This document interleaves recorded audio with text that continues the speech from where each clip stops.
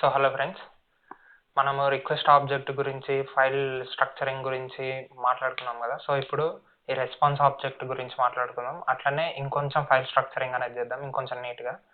So ఇప్పుడు వచ్చేసి response object గురించి, రెస్పాన్స్ పారామీటర్ గురించి, రిక్వెస్ట్ నుంచి ఎట్లయితే మనం వేరియబుల్స్ని యాక్సెస్ చేయొచ్చు, ఆ వచ్చిన రిక్వెస్ట్ ఆబ్జెక్ట్ని ఎట్లా యాక్సెస్ చేయొచ్చు అనేది కంప్లీట్గా చూసేసాం కాబట్టి. సో ఇప్పుడు రెస్పాన్స్ దాని గురించి చూద్దాం. ఒకసారి రిక్వెస్ట్ని మీరు ప్రాసెస్ చేసిన తర్వాత, మీ బిజినెస్ లాజిక్ అనేది బిల్డ్ చేసిన తర్వాత ఏదో ఒక రెస్పాన్స్ని అయితే క్లయింట్ సైడ్ పంపాలి కదా. సో అంటే మీ ఏపీఐ నుంచి ఏదో ఒక డాటా క్లయింట్ సైడ్ వెళ్ళాలి కదా. సో దానికోసమని రెస్పాన్స్ అనే ఆబ్జెక్ట్ని యూజ్ చేస్తాం. సో ఇక్కడ మీకు దీనికంటే ముందు తెలియాల్సిన కాన్సెప్ట్ ఏముంటుంది అంటే స్టేటస్ కోడ్స్ అని ఉంటుంది. స్టేటస్ కోడ్స్ అంటే ఏంటిదంటే, ఫర్ ఎగ్జాంపుల్ మీరు ఎప్పుడన్నా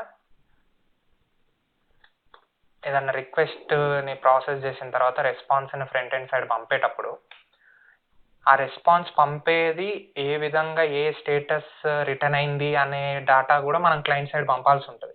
అంటే అది సక్సెస్ అయిందా, ఫెయిల్ అయిందా, లేదంటే ఫెయిల్ అయితే ఎందుకు అయింది, ఎర్రర్ ఏమొచ్చింది, ఏ ఎర్రర్ వచ్చింది అనేది ఒక క్లయింట్ సైడ్ నుంచి ఒక స్టేటస్ కోడ్ అనేది అవసరం ఉంటుంది. దానికి కొన్ని స్టేటస్ కోడ్స్ ఉంటాయి, ఆ సిరీస్ ఉంటుంది. ఆ సిరీస్ని బట్టి వాటి స్టేటస్ కోడ్ వాటికి డిఫైన్ అయిపోయి ఉంటాయి ఆల్రెడీ.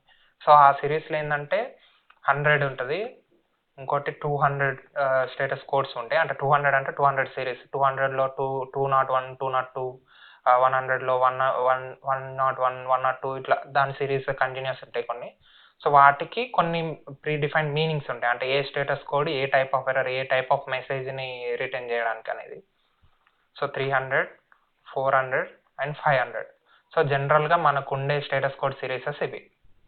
సో ఇవి 100 ఏంటిది అని అంటే, మీ రిక్వెస్ట్ అనేది సర్వర్ సైడ్కి వచ్చింది, ప్రాసెసింగ్లో ఉంది అని అర్థం. ఓకే. సో 200 అంటే ఏంటిది అని అంటే, ఈ 200 అనేది జనరల్గా సక్సెస్ కోడ్స్కి వాడుతూ ఉంటాం. జనరల్గా 200 అంటే సక్సెస్ అని అర్థం. సో ఎప్పుడైతే మీ రిక్వెస్ట్ సక్సెస్ఫుల్గా ప్రాసెస్ అయిపోయిందో, రిక్వెస్ట్ మొత్తం సక్సెస్ఫుల్గా ప్రాసెస్ చేయబడింది వెనకాల సర్వర్ సైడ్, అప్పుడు 200 అనే స్టేటస్ కోడ్ వాడతాం. సో 300 అనేది రీడైరెక్షన్ స్టేటస్ కోడ్స్. ఇవి రీడైరెక్షన్ లాజిక్స్ ఉన్నప్పుడు, రీడైరెక్షన్ ఏమైనా ఉన్నప్పుడు దానికి సంబంధించిందంతా 300 సిరీస్తోని డిఫైన్ చేసి పెడతాం. 400 అంటే క్లయింట్ ఎర్రర్స్. క్లయింట్ ఎర్రర్స్కి సంబంధించిన ప్రతిదీ 400 స్టేటస్ కోడ్స్తో ఉంటాయి. అంటే 401 అన్ఆథరైజ్డ్, 403 ఫోర్బిడెన్, 404 నాట్ ఫౌండ్, ఇలాంటివన్నీ అన్నమాట. సో 500 అనేది ఇంటర్నల్ సర్వర్ ఎర్రర్. ఈ సర్వర్ సైడ్ వచ్చే ఎర్రర్స్కి 500 వాడతాం. So something went wrong, internal server error, ఇలాంటి ఎర్రర్స్ అన్నీ వస్తూ ఉంటాయి కదా, అవన్నీ 500 సిరీసెస్తో ఉంటాయి. సో ఇవి స్టేటస్ కోడ్స్. సో ఇప్పటి వరకు మనం రాసిన కోడ్లో మనం సక్సెస్ఫుల్గా పారామీటర్స్ని గెట్ చేసుకుంటున్నాం, ఒక లాజిక్ అనేది పర్ఫామ్ చేసినాం, సమ్ అనే లాజిక్. సో దాన్ని రిటర్న్ చేసాం. సో ఇక్కడ మనకి సక్సెస్ ఇది అంటే రెస్ డాట్, ఇప్పుడు సక్సెస్ఫుల్గా ఈ సమ్ అనేది క్యాలిక్యులేట్ అయ్యి మనకి ఎప్పుడైతే సమ్ అనేది ఇప్పుడు 10, 5 అనే నెంబర్స్ ఇచ్చినప్పుడు సమ్ అనేది 15 అని వెళ్తుందో అది సక్సెస్ అయినట్టు. సో అలాంటి మన ప్రీ డిఫైన్ మనం అనుకున్న లాజిక్ కరెక్ట్గా ఫ్లోలో ఎగ్జిక్యూట్ అయింది కాబట్టి అది సక్సెస్. కాబట్టి దానికి స్టేటస్ కోడ్ 200 అనేది వాడతాం. 201 ఎప్పుడు వాడతామంటే క్రియేటెడ్, ఏదైనా కొత్తగా ఏదైనా క్రియేట్ అయినా, ఇప్పుడు సపోజ్ యూజర్ని కానీ ఏదైనా ఆబ్జెక్ట్ని కానీ మనం బ్యాక్ ఎండ్లో క్రియేట్ చేస్తాం కదా, డేటాబేస్లోకి ఇన్సర్ట్ చేయడం కానీ ఏదో ఒక లాజిక్, ఒక క్రియేషన్ లాజిక్ అనేది జరుగుతుంది. సో దానికి 201 అనేది పంపిస్తాం. క్లయింట్కి తెలియడానికి నువ్వు చేసిన ఆపరేషన్ సక్సెస్ఫుల్గా అయిందని క్లయింట్కి తెలియడానికి కొన్ని స్టేటస్ కోడ్స్ ఉంటాయి. సో దాన్ని పంపించేవి ఇవన్నీ స్టేటస్ కోడ్స్ యాక్చువల్గా. సో ఇప్పుడు మనము మరి ఇప్పుడు ఇదంతా బాగానే ఉంది. జనరల్గా రెస్ డాట్ సెండ్ అని పెట్టి ఒక స్ట్రింగ్ మనం ఏం పంపిస్తున్నామో దాన్ని ఫార్మాట్ చేసి పంపిస్తున్నాం కదా. సో ఇప్పుడు స్టేటస్ కోడ్స్ అన్నీ అనేవి ఎక్కడ ఇంక్లూడ్ చేయాలి, ఎట్లా పంపాలి అనేది డౌట్ వస్తే ఇప్పటికీ ఇది తీసేయండి. ఓకే.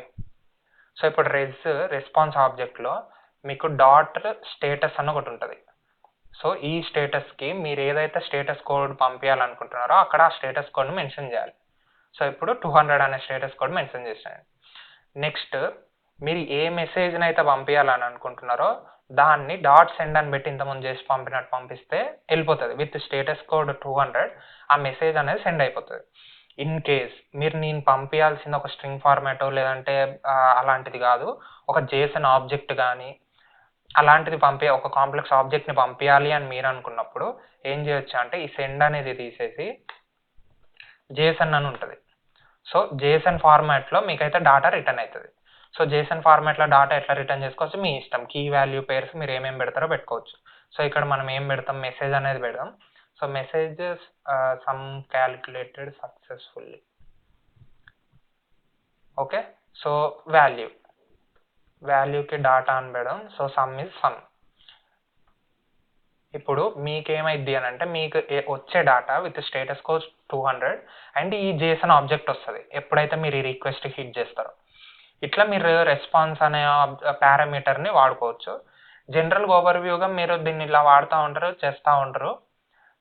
ఇంతవరకు తెలిస్తే మీకు బేసిక్గా ఒక ఏపీఐ బిల్డ్ చేయడం వరకు మ్యాక్స్ ఒక క్లియర్ కట్ ఐడియా వచ్చినట్టే. సో ఇప్పుడు ఇది ఎట్లా వర్క్ అవుతుందో ఒకసారి రిక్వెస్ట్ చేసి చూద్దాం.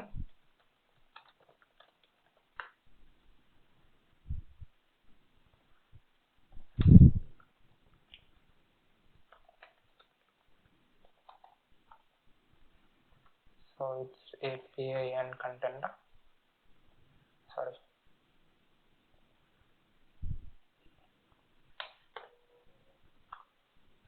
సో ఇక్కడ మీరు చూడొచ్చు. సో ఇంతసేపు మనకు ఒక స్ట్రింగ్ లాగా వచ్చేది కదా, ఇప్పుడు మీకు ఒక జేసన్ ఆబ్జెక్ట్ లాగా వచ్చింది చూడండి, మనం ఇచ్చిన కీ అండ్ వాల్యూస్తో. ఇక్కడ డాటా అనేది మీకు నల్ వస్తుంది. డాటా అనేది నల్ ఎందుకు వస్తుంది, సమ్ క్యాలిక్యులేట్ చేసినప్పుడు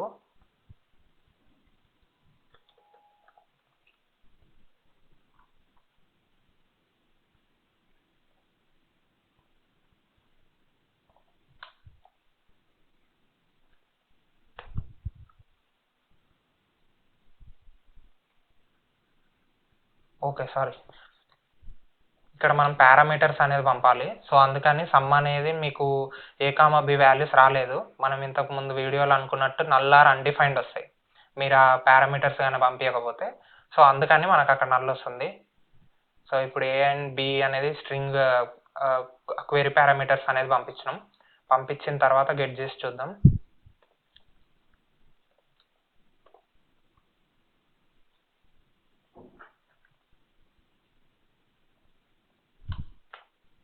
సో ఇక్కడ మీకు డాటా అనేది ఇప్పుడు 15 వస్తుంది. సో ఇలా మీరు ఒక రెస్పాన్స్ ఆబ్జెక్ట్ని డిఫైన్ చేసి దాన్ని మీరు ఏ విధంగా కావాలి, ఏ డైరెక్ట్ మెథడ్ ఎట్లా వాడుకోవాలనేది అట్లా వాడుకోవచ్చు. సో ఇది ఒక బేసిక్ ఓవర్వ్యూ మీకు ఇప్పటివరకు. బేసిక్గా మీకు ఒక సింపుల్ రౌట్ అనేది క్రియేట్ చేయడం అయితే మొత్తానికైతే అర్థమైపోయి ఉంటుంది. సో ఇలా మీరు ఏ రౌట్ అయినా సరే బిల్డ్ చేసేయచ్చు. అంటే డేటాబేస్తో కనెక్టివిటీ లేకుండా ఇప్పటివరకు ఒక డేటాబేస్తో కనెక్టివిటీ లేకుండా సింపుల్ రౌట్స్ అన్ని మీరు క్రియేట్ చేసుకోవచ్చు ఇప్పటివరకు జరిగిన దాంట్లో.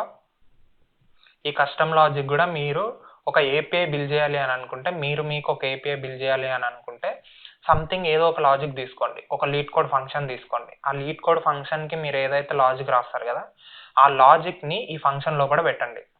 ఓకే, తీసుకునే పారామీటర్స్ ఉంటాయి కదా, ఆ ఫంక్షన్కి మీరు పంపించే పారామీటర్స్ ఉంటాయి కదా, అవి ఇప్పుడు ఈ రిక్వెస్ట్ ఆబ్జెక్ట్కి పంపించినట్టు పంపించండి.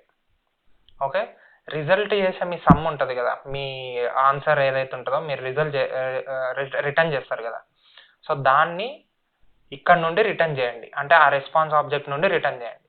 సో ఫస్ట్ ఇలా ఒక ఏపీఐని బిల్డ్ చేయడం నేర్చుకోండి. అంటే ఇంతవరకు అయిన ప్రాసెస్ మొత్తం చూసిన తర్వాత మీకు ఒక సింపుల్ ఏపీఐ ఎట్లా బిల్డ్ చేయాలి అనేది అర్థమైంది.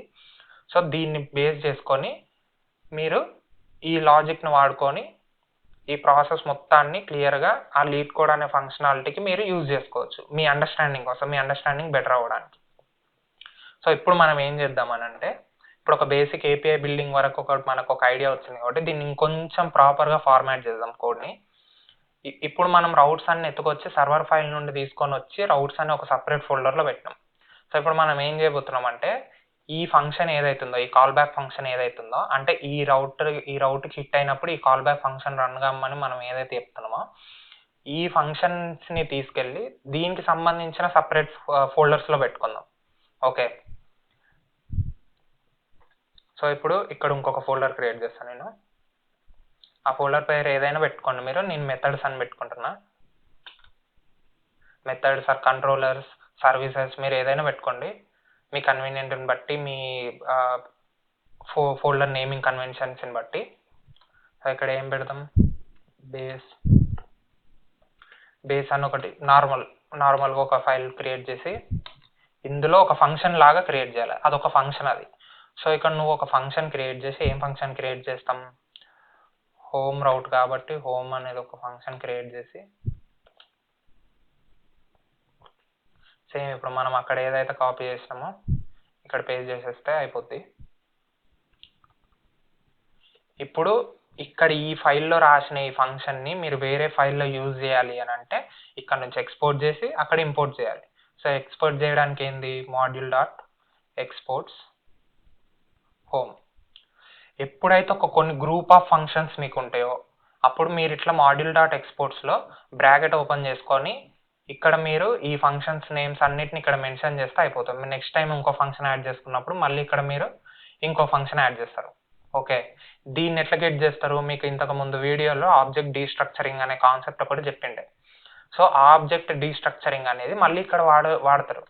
ఎట్లా, బ్రాకెట్స్ ఓపెన్ చేసి హోమ్, మనం ఏదైతే మాడ్యూల్ డాట్ ఎక్స్పోర్ట్స్లో ఆ బ్రాకెట్స్లో ఏదైతే ఎంబెడ్ చేసి పెట్టినామో దాని పేరు హోమ్.